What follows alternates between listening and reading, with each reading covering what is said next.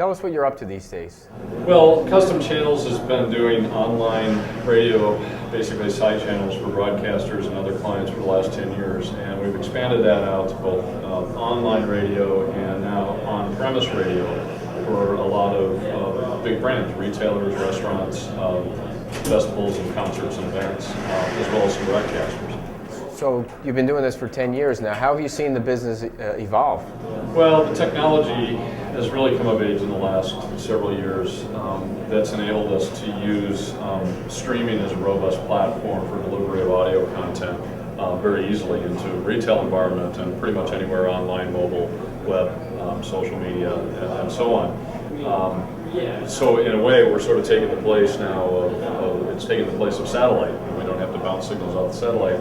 We've got the capacity on the internet to deliver custom content wherever we want to do. It's fully addressable, and it's very reliable. You know, people now are at the point where they're using, you know, their Apple TV to stream movies into their house, or they've got no problem with using Pandora at home or wherever they use it. And so when I go to a business and say, yeah, we have a music service and we stream it, businesses are like, cool. They like that. So when you're working with a business, what is it that you're creating for them? Well, you know, we take a lot of the same skills that we had to employ working with broadcast stations and apply it and relate it to businesses and retailers as well. We look at the target demographic. We look at what the ethos or the vibe of their brand is all about. We look at what kind of energy that you have on premise, or you know what you want to create to say something about your brand, and we create programming just for that. So it's much like when we would go in and consult radio stations, taking a look at the target demographic, the available audience, the competition, all those same things, and design programming to appeal to that audience. And now originally it was side channels for radio stations. What kind of happened with that?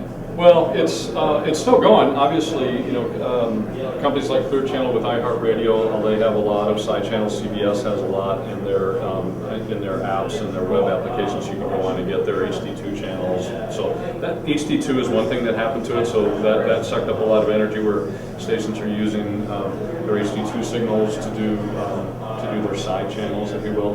Not many of them are streaming, which they probably should be.